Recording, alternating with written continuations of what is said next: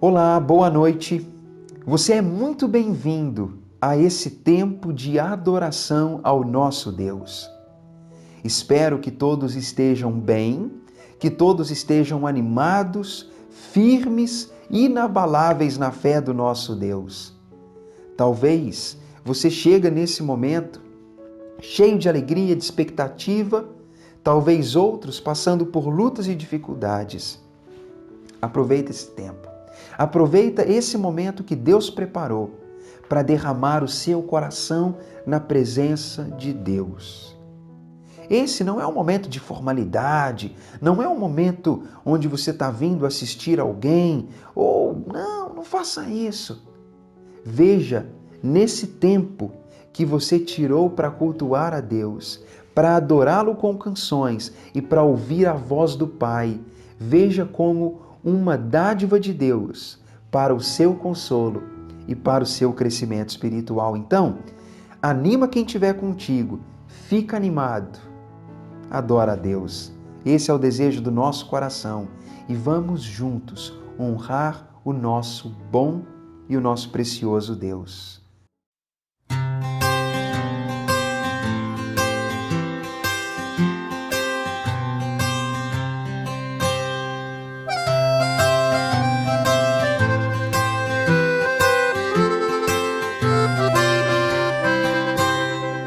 Tu és soberano sobre a terra, sobre os céus tu és Senhor absoluto.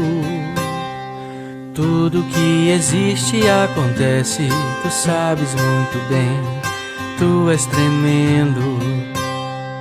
Tu és soberano sobre a terra, sobre os céus tu és Senhor absoluto. Tudo que existe e acontece, tu sabes muito bem, tu és tremendo. Mas apesar dessa glória que tens, tu te importas comigo também. E esse amor tão grande eleva-me a amar-me a ti. Tu és tremendo, tu és tremendo. Tu és soberano sobre a terra, sobre os céus tu és Senhor absoluto. Tudo que existe e acontece, tu sabes muito bem, tu és tremendo. Mas apesar dessa glória que tens, tu te importas comigo também. E esse amor tão grande eleva-me, amarra-me a ti. Tu és tremendo, tu és tremendo, tu és tremendo.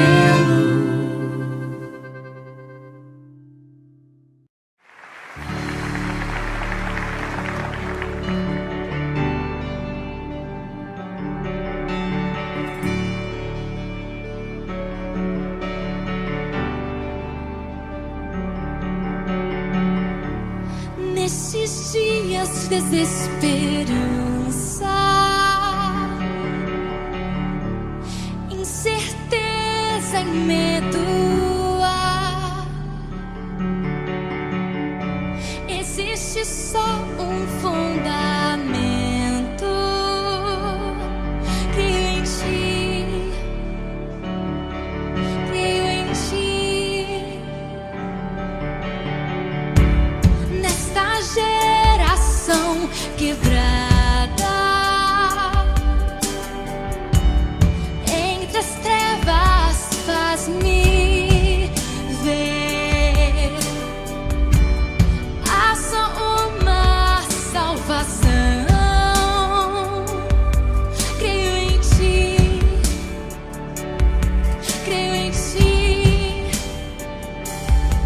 Acredito em Deus o Pai, acredito em Jesus Cristo, acredito no Santo Espírito, Ele vida nova traz. Creio em Jesus Jesus na cruz, Ele a morte ali venceu. Creio que ressuscitado está voltando pra me buscar. Creio em Ti.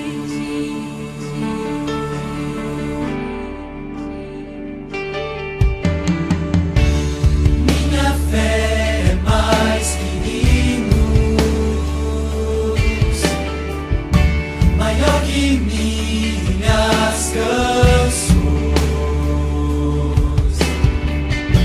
envolto em tentações e fraco, creio em Ti, creio em Ti.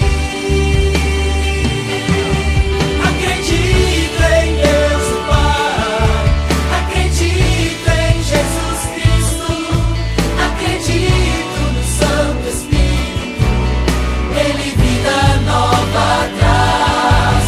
Creio em Jesus na cruz, Ele a morte ali venceu. Creio que ressuscitado está voltando pra me buscar. Não há mais perdidos, o morto reviveu. Deixa o amor entrar agora aqui. A igreja em alta voz cantará a Deus. Creio em Ti. Os portais das trevas virão ao chão. O poder de Deus rasgou o véu. Seu infinito amor nunca falhará. Creio em Ti, creio em Ti. Acredito em Deus o Pai, acredito em Jesus Cristo, acredito no Santo Espírito, Ele vida nova traz. Creio em Jesus na cruz, Ele a morte ali venceu. Creio que ressuscitado está voltando pra me buscar. Está voltando, está voltando.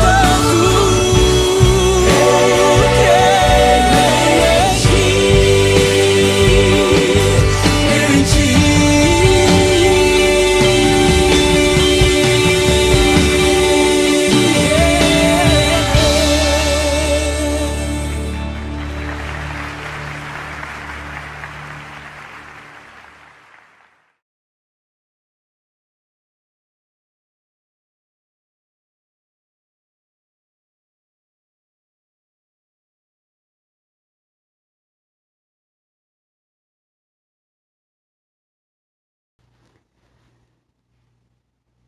Vamos orar, irmãos, nesse momento?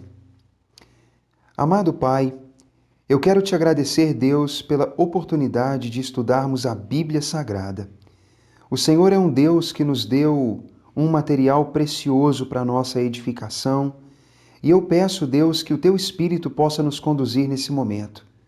Por favor, Pai, fala através da nossa vida e nos ajuda, Senhor, a aplicar aquilo que nós temos aprendido e aquilo que as Escrituras têm trazido para nós. Ilumina, Pai, o entendimento de cada pessoa e dá-nos, ó Pai, a compreensão para a Tua glória em nome de Jesus. Amém. Irmãos, dando sequência nos nossos estudos e reflexões nas cartas aos Coríntios, eu gostaria de estimulá-los essa noite um pouco mais naquilo que foi o tema da semana anterior. Falamos sobre envolvimento e generosidade em uma observação de 2 Coríntios capítulo 8. E hoje à noite eu quero continuar nesse texto, indo também ao capítulo 9, para que nós possamos extrair alguns princípios bíblicos para finanças e generosidade. Esse tema é de suma importância. Semana passada eu reforcei com vocês o fato de que nós habitamos um mundo de muitas possibilidades, mas também de grandes necessidades e injustiças. É triste, mas esse é um cenário, infelizmente. Mas quando nós pensamos sobre finanças e recursos, nós também reconhecemos que o dinheiro ou o recurso e a posse Ele pode ser uma bênção. Ele pode ser um mecanismo, uma ferramenta de qualidade de vida, de experiências e de auxílio para pessoas, mas o dinheiro, ele pode ser uma casca de banana no caminho meu e seu, no caminho do homem.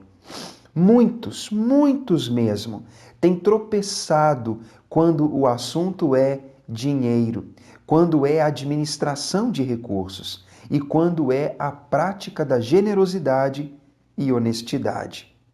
Eu sei que muitas vezes, quando nós ligamos o jornal ou quando nós ouvimos informações por meio de outras pessoas, quase sempre nós temos más notícias a respeito de pessoas desviando dinheiro, ou de governos não cuidando bem do dinheiro, ou de pessoas que não são honestas no tratamento daquilo que têm em mãos. E provavelmente, muitos, se fizerem uma análise, admitiriam que não são tão bons administradores dos recursos que têm em mãos. Eu tenho falado isso algumas vezes com pessoas que, na maioria do tempo, muitos estão dizendo: olha, minha renda é pequena, meu orçamento é muito complicado, eu não tenho tanto que gostaria, e quando eu tiver X, mas eu vou ser um bom administrador. É como se justificassem a má administração em função da limitada quantidade de recursos que tem. Mas, queridos, não se enganem. O homem tem uma tendência à má administração. Dinheiro é um perigo.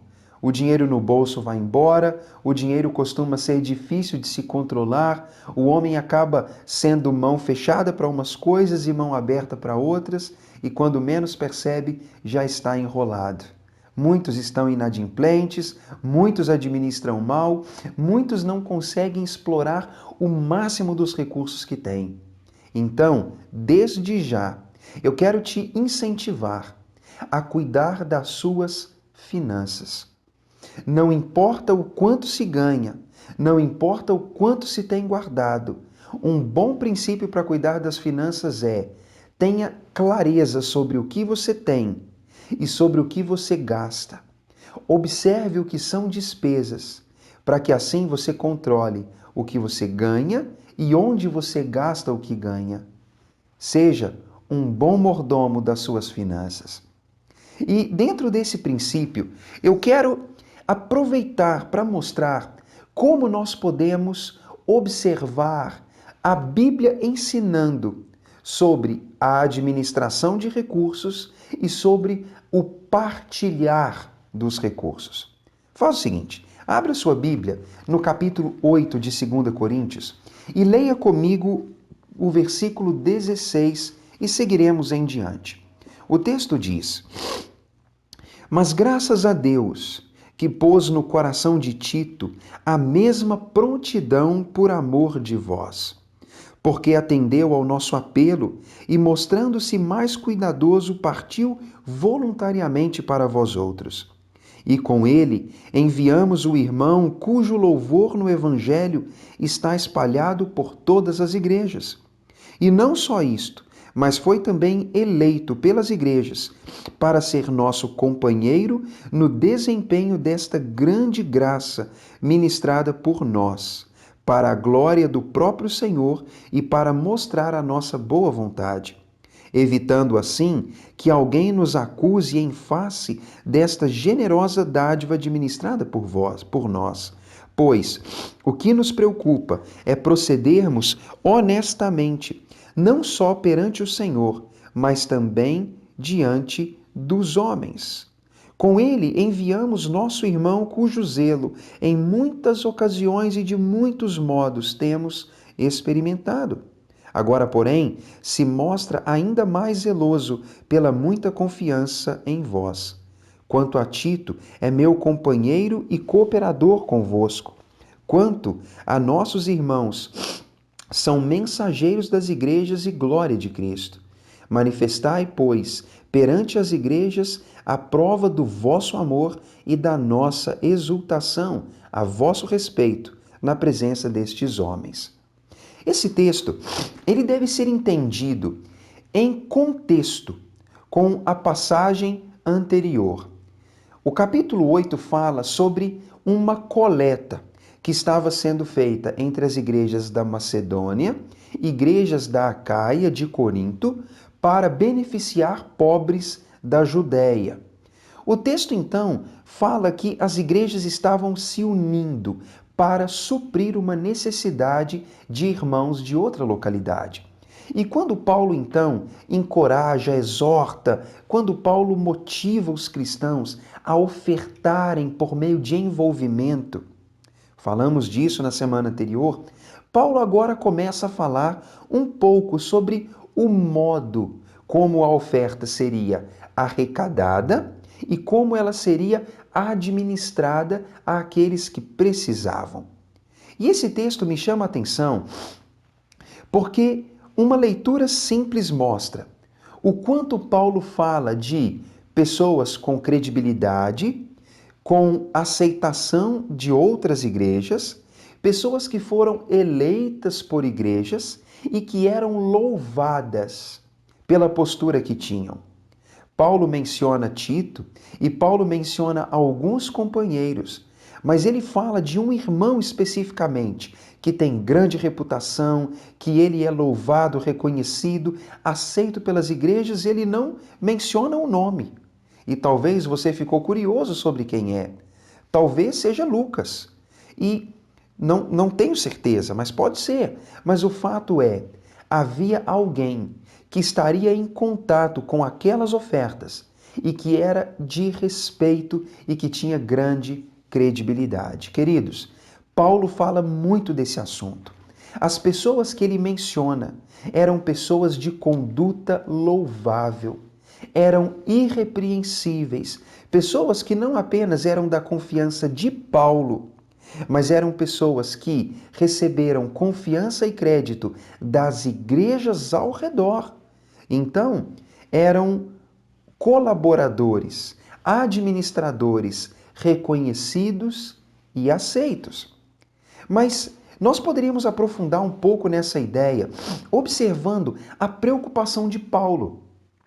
E a preocupação dele pode ser percebida, especialmente no versículo 20.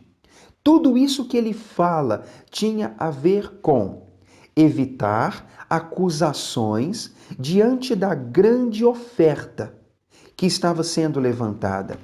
Paulo sabia que um grande montante de recursos seria providenciado e que todo esse recurso estaria em posse dele e dos companheiros para ajudar pessoas que precisavam. Então, diante de uma grande quantidade de dinheiro, começa a surgir uma série de dúvidas. Será que as pessoas vão cuidar bem? Será que elas vão distribuir corretamente? Será que elas não vão tomar nada para si mesmas? Alguns poderiam pensar, será que esses homens são de confiança? E Paulo, então, ele fala muito desse assunto. Ele descreve muito esse cenário para dizer, eu sei que existe um perigo, existe o risco de pessoas nos acusarem e de pessoas falarem que nós não somos honestos diante desse grande montante, diante de todo esse recurso. E Paulo, então, ele começa a fazer uma defesa e uma série de justificativas. Queridos, algo que Paulo fala é precioso. Ele diz, o nosso desejo é de ter um procedimento honesto diante de Deus, mas também diante dos homens. Paulo sabia que a opinião de Deus, ela é essencial, mas a opinião dos homens, ela é essencial. Nós vivemos num mundo onde as pessoas já não têm mais o mesmo crédito. Eles já não são de confiança como eram antes. A palavra, o aperto de mão, já não tem o mesmo valor que tinha. O caráter das pessoas, ele já não é alvo de confiança. A gente já não coloca a mão no fogo por ninguém. talvez nunca colocamos de verdade, mas hoje em nossos dias há muita dúvida sobre o caráter dos homens. Mas Paulo reconhece que ele e os companheiros deveriam viver honestamente perante Deus, mas perante as pessoas.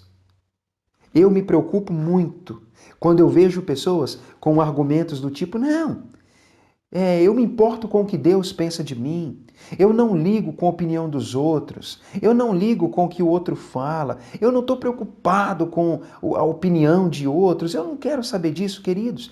Isso está errado, está errado. A pessoa precisa sim se preocupar. Ela precisa levar em consideração aquilo que transparece, aquilo que ela inspira e motiva na vida dos outros. Às vezes, alguns lemas do tipo, olha, só Deus pode me julgar, os homens, eu não dou a mínima para eles. Queridos, isso está errado. Normalmente, quando nós tomamos essa atitude, ela já pode ser um indício de que há algo errado. Já pode ser um indício de que há uma mancha em nós e que os outros observam. Então, eu quero dizer, precisamos ter honestidade. E precisamos ter uma honestidade que pode ser vista, que pode ser palpável, que pode de fato chegar até os olhos daqueles que nos observam. Sejam honestos perante os homens. Sejam conhecidos como pessoas de palavra, como bons pagadores, como pessoas que cumprem compromissos, como pessoas que falam e fazem, como pessoas que cumprem horário, como pessoas que são modelo. Paulo diz mais. Ele apresenta um cenário onde ele reconhecia perigos. Ele reconhecia, sim, que todo o recurso disponível, ele representava uma ameaça. Eu então afirmo para vocês, quando nós ignoramos o perigo ao nosso redor, é aí que está o grande tropeço e o grande fracasso. Quantas vezes nós andamos, como diz o ditado, no fio da navalha, na corda bamba, andamos no limite entre certo e errado. E muitas vezes nós não queremos pensar nos perigos. Não queremos pensar em quantas ameaças há por trás de uma coisa boa. E aí tropeçamos. Pense comigo. Se uma grande quantidade de recurso material está em nossas mãos, seríamos nós imunes? Seríamos nós totalmente incapazes de usar aquilo de forma errada? A gente diz, não, eu jamais usaria, jamais pegaria. Queridos, talvez nem seria de uma forma maldosa do tipo, vou pegar e vou fraudar o recibo. Às vezes, a má administração pode ser assim, eu não tenho dinheiro comigo, mas tenho dinheiro no banco. Então, para não ter que ir no banco pegar o dinheiro, eu uso aquele que está comigo, mas que não é meu. E assim eu vou usando. Pego um pouquinho hoje, até anoto num papel e falo, eu reponho depois. E assim vai acontecendo. Quando nós esquecemos de repor, vai passando. E talvez um dia, mordendo pequenos pedaços, pegando pequenas quantias, talvez um dia, quando a gente fizer uma análise clara, veremos que uma grande parte já foi usada. E que talvez nós não temos o recurso para repor. E que assim então, nós acabaríamos ficando preocupados de alguém dizer, olha, e aquele recurso, precisamos dele agora. E a gente fala, ixi, e agora o que vou fazer? Irmãos, nem todo deslize se dá por ato de maldade. Alguns por imprudência, alguns por falta de bom senso. Quantas pessoas não têm caído em adultério, em prática sexual errada? Porque foram cedendo para relacionamentos que inicialmente não se mostraram perigosos. Inicialmente, tudo parecia tranquilo. Relacionamento era profissional, era de amizade, era de irmandade dentro da igreja. E pouco a pouco, aquela coisa boa, que o perigo não foi considerado, começa a corroer. E logo, logo há um tropeço, porque perigos não foram observados, aceitos e admitidos. Irmãos, em toda situação, em todo o contexto da vida, observe aquilo que é positivo, observe aquilo que é negativo, observe aquilo que é ameaça, aquilo que é perigoso. Tome cuidado, não apenas com finanças, mas também com relacionamentos, também no trabalho. Cuidado com a postura no seu trabalho. Cuidado com o seu cuidado com a saúde, com o corpo. Queridos, esse princípio cabe em muitas áreas da vida. É preciso ser honesto. É preciso ter uma reputação que Deus pode ver, mas que os homens também possam ver. É necessário aceitar que existem perigos, que existe uma ameaça real e que assim, observando os perigos, possamos tomar providências para que nós não caiamos em erro, mas também cuidando para que outros não caiam em erros. Eu quero fazer um apelo sincero. Cuidado para que você não ignore os perigos à sua volta. Cuidado para não ignorar os perigos nas finanças, nos relacionamentos, no trabalho, na vida moral e no cuidado do corpo, da saúde. Cuidado com isso. Mas também cuide dos outros que estão perto de você. Talvez você esteja vendo pessoas que estão em uma situação perigosa, porque muitas vezes, quando nós estamos caminhando na direção do abismo, bem, às vezes nós não observamos ou às vezes não queremos enxergar. Mas alguém que está de fora fala, opa, o Tiago está indo numa direção perigosa. Aí alguém fala assim, ih, olha lá, ó, tá brincando com fogo. Ou, ó, vai pro buraco, opa. Bem, às vezes até ora para que Deus levante alguém para advertir o Tiago. Mas olha, por que não pode ser você? E se o caso for o do João, o do Pedro, da Maria, o do Antônio, qualquer nome, talvez seja o caso de muitas pessoas. E nós deveríamos alertá-los. Queridos, façamos isso. Vejamos perigos e ajudemos uns aos outros. Paulo estava preocupado, estava atento. Por isso, ele era honesto e foi cercado de pessoas honestas. Ele foi transparente para que ninguém apontasse o dedo e dissesse: você defraudou. Queridos, observem isso.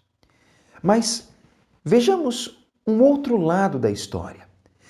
Se há o cuidado com a administração dos recursos, é importante também observarmos princípios bíblicos a respeito da prática da generosidade.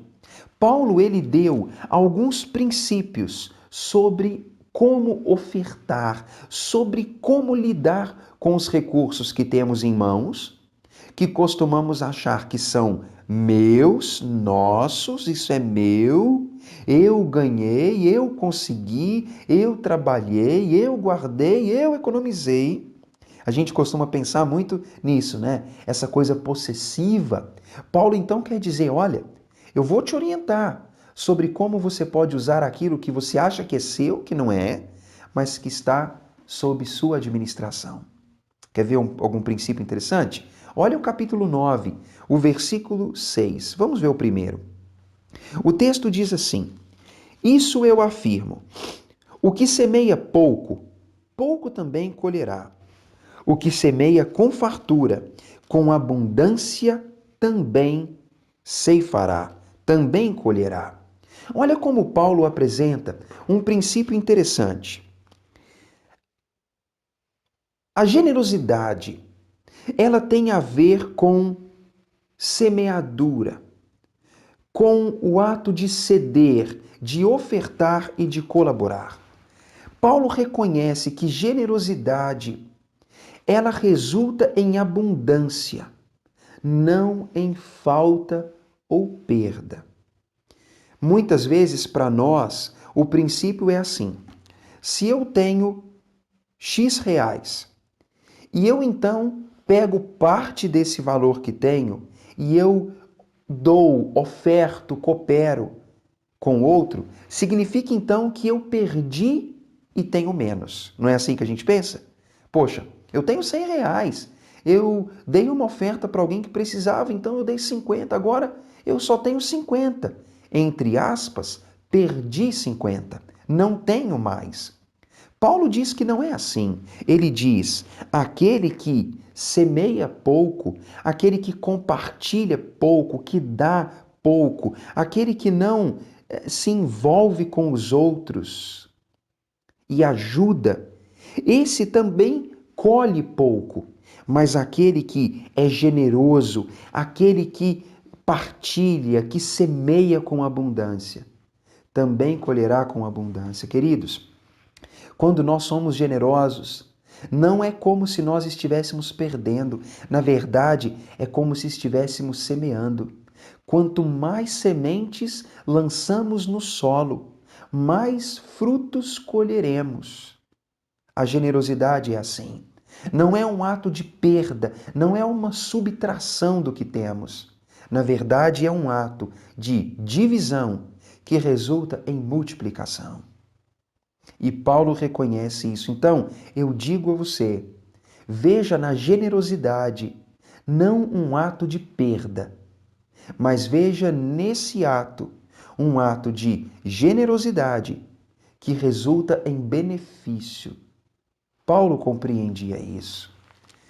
O versículo 7, ele também diz: cada um contribua segundo tiver proposto no coração, não com tristeza, ou por necessidade, ou por obrigação. Sabe por quê?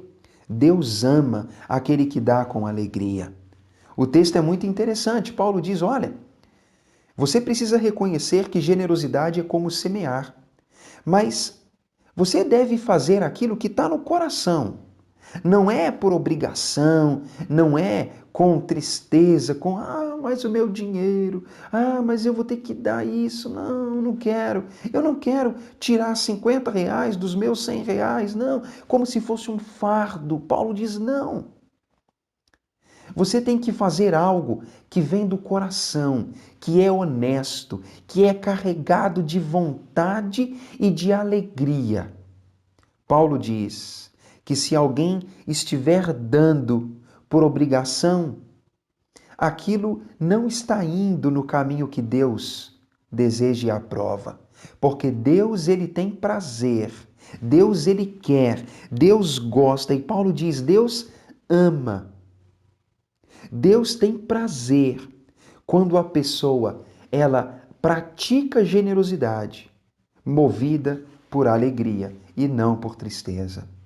Queridos, não é barganha, não é uma oferta entregue com lágrimas, nem é uma oferta entregue esperando que é como o investimento em uma conta bancária já com juros pré-determinados, em que a gente entrega ali pensando: opa, eu dei 50, receberei 150. Não, está errado.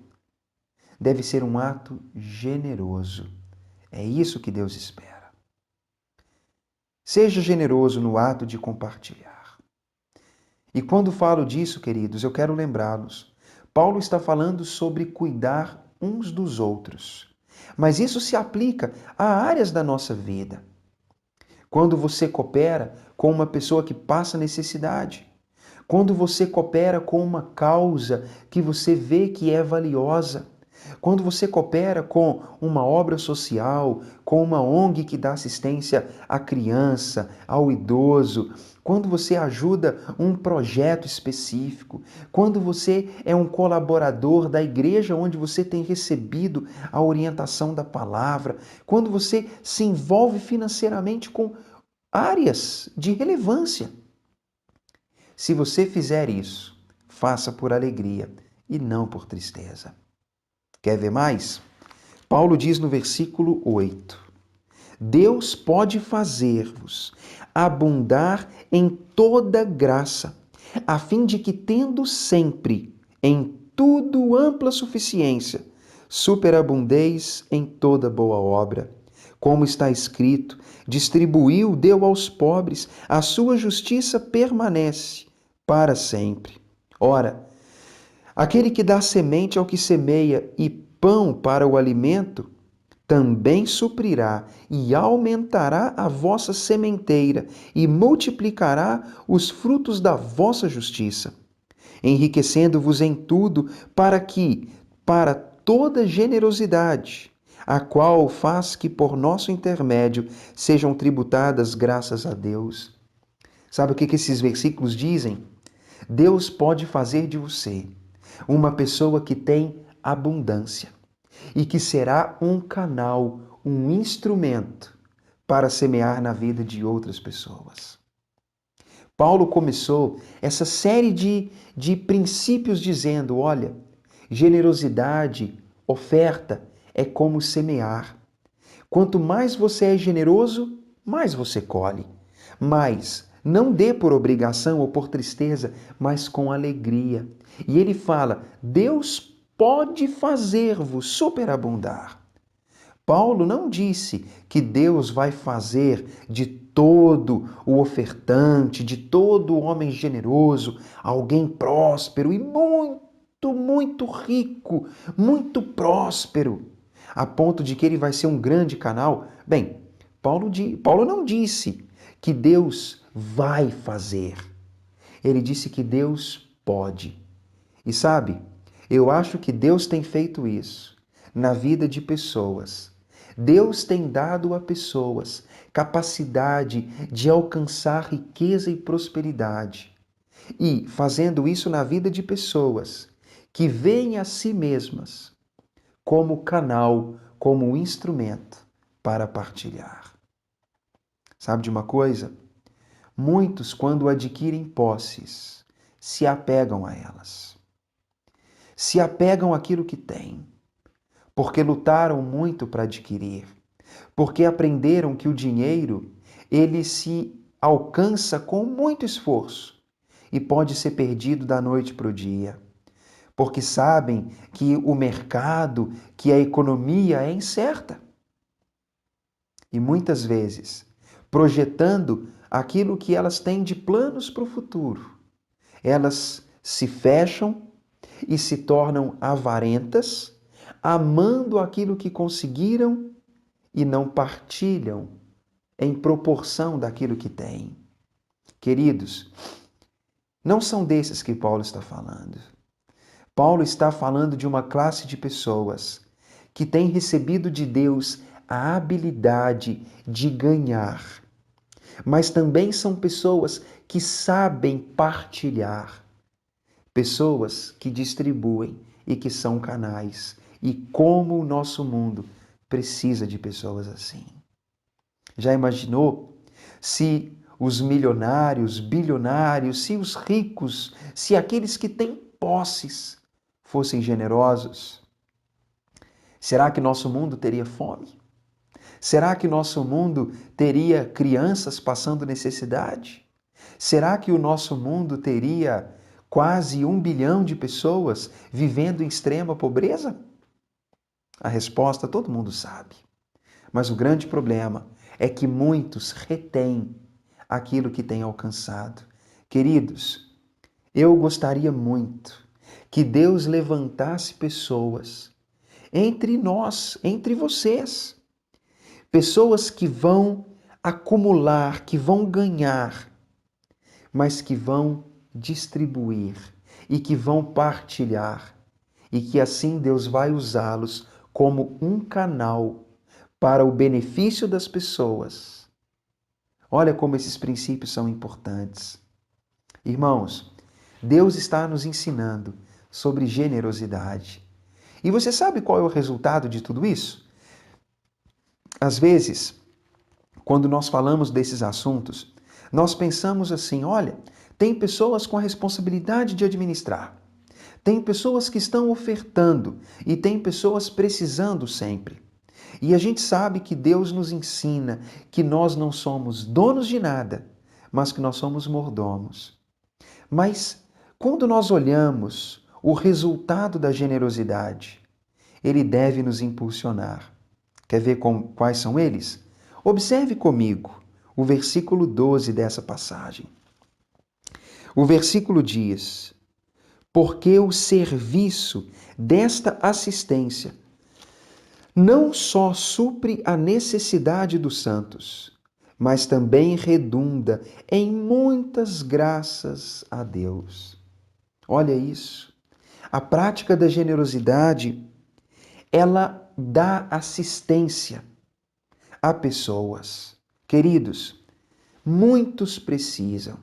E Paulo sabia que a oferta dos macedônios e dos coríntios supriria uma necessidade dos santos, ou seja, dos filhos de Deus, dos cristãos, dos salvos, daqueles que se entregaram pela fé a Cristo. Paulo diz: a sua oferta vai suprir a necessidade dos santos que estão na Judéia. E nós também, quando praticamos generosidade, estamos dando assistência às pessoas.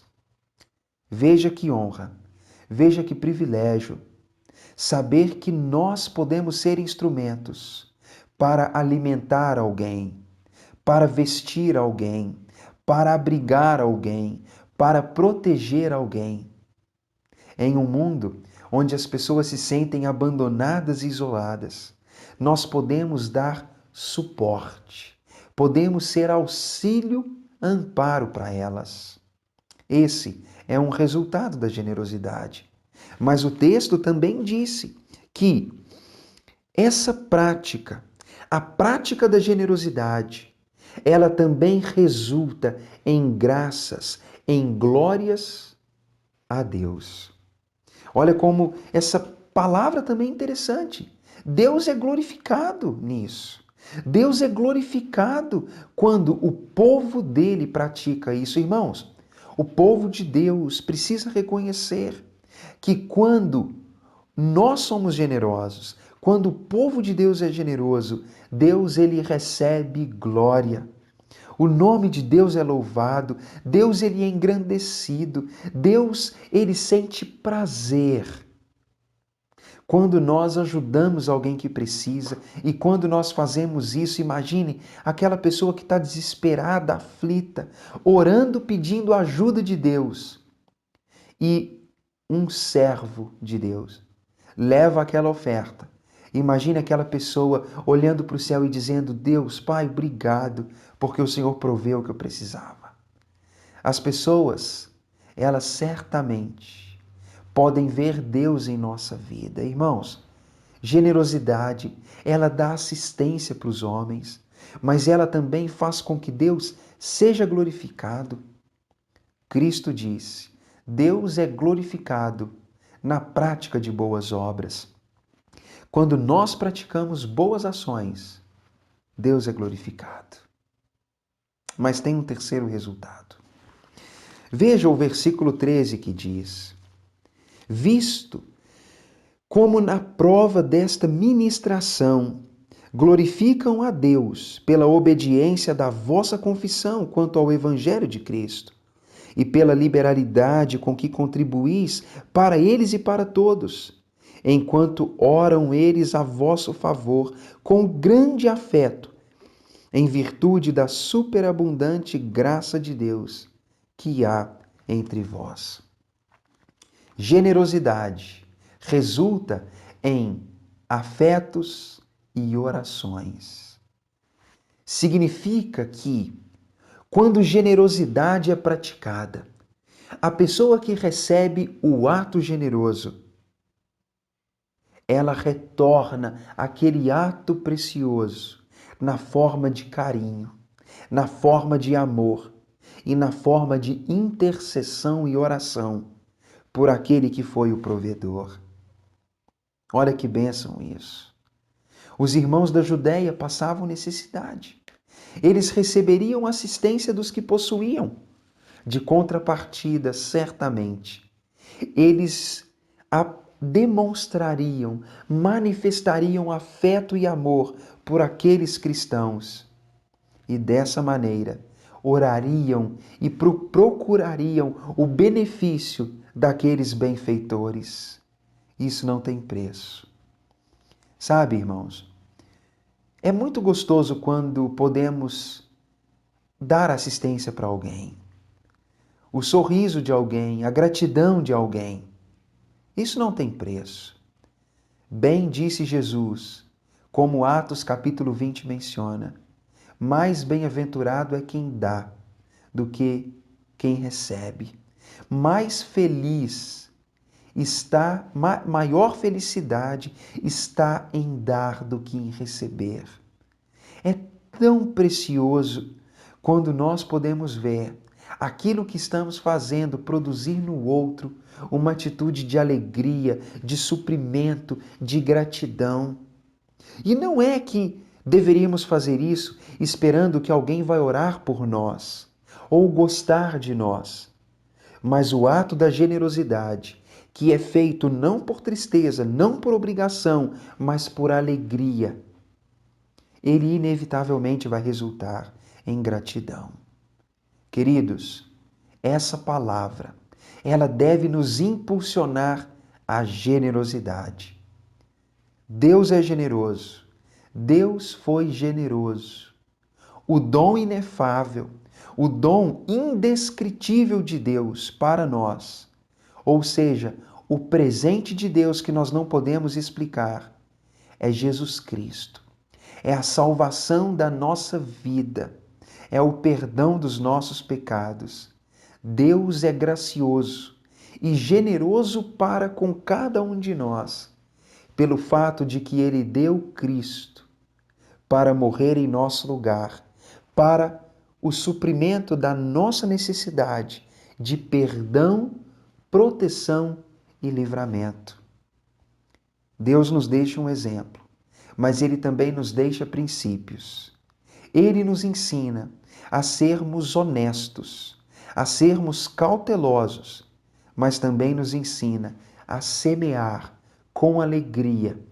E quem sabe, Deus fará de nós pessoas que vão ter abundância, superabundância, para partilharmos com outras pessoas.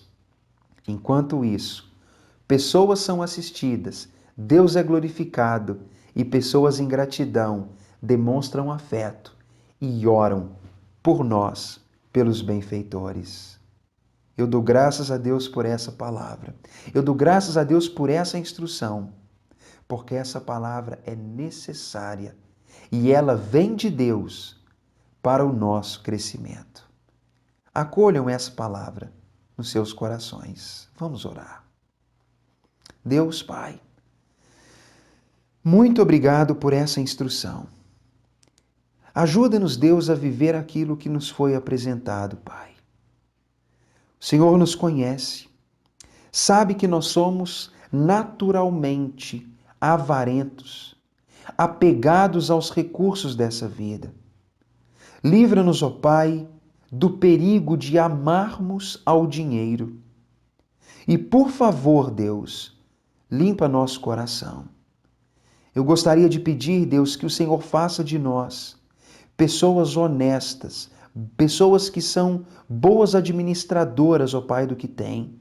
Ajuda-nos, ó Pai, a semear o que temos com alegria, Deus.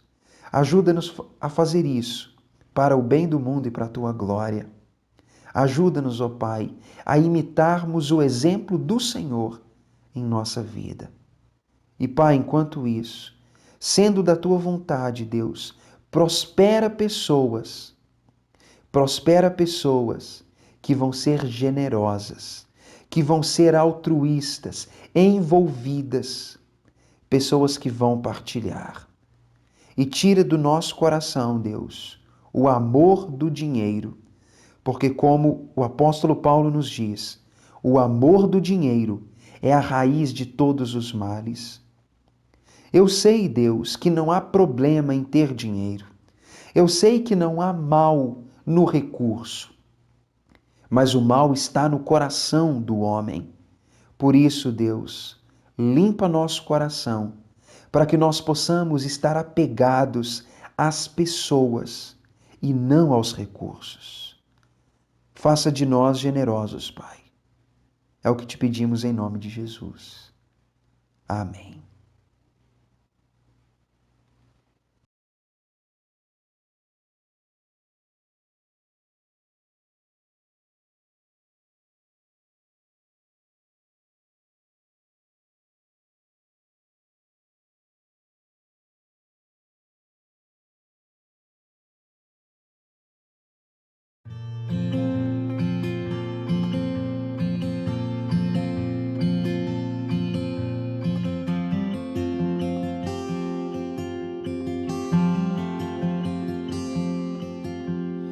Cedo me acordo a oração, é o coração que tá apertado para ver um mundo diferente da notícia repetida da televisão. Eu me pergunto onde é que foi, alguém me explica por favor, onde é que foi que nós desaprendemos a viver em união. Quero ver mudar, mas se eu aqui só esperar, eu sou um deles, sou só um deles. Minha oração só é real transformação se começar em mim. Haja mais amor a começar em mim, amor que eu tanto quero ver a começar em mim, a começar em mim. Quem me perceber, que antes possa me reconhecer, me descrever em teu amor.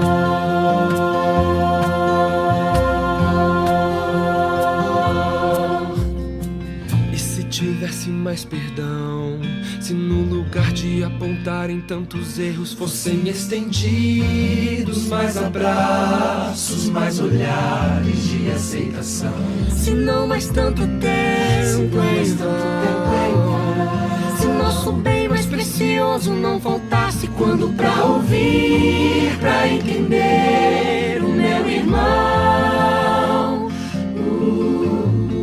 Posso até sonhar, mas se eu aqui só esperar, Eu sou um deles, sou só um deles. Minha oração só é real transformação se começar em mim. Haja mais amor a começar em mim, amor que eu tanto quero ver a começar em mim, a começar em mim.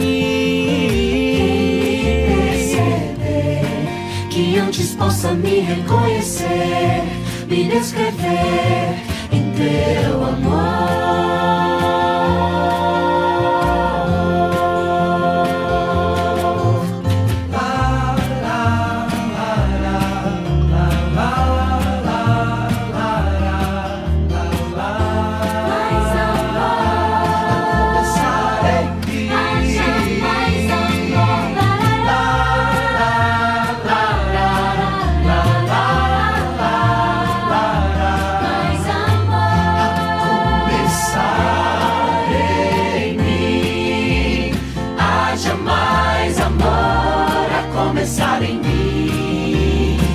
Amor que eu tanto quero ver a começar em mim, a começar em mim.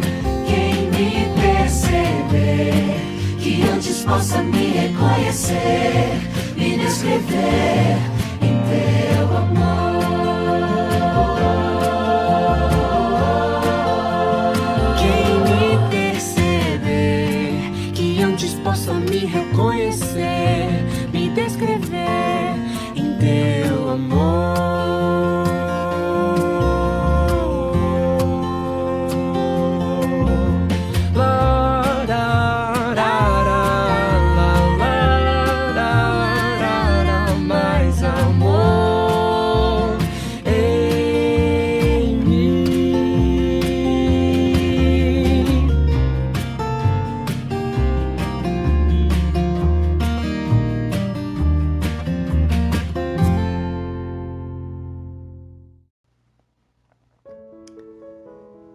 Queridos, depois dessa reflexão que Deus nos permitiu ter, depois de tudo que foi preparado e feito, eu gostaria de encorajá-lo a experimentar no seu particular esse benefício, essa graça, essa abundância, esse entendimento que vem quando nós experimentamos o amor de Deus, esse sentimento precioso de dar, de partilhar, de contribuir.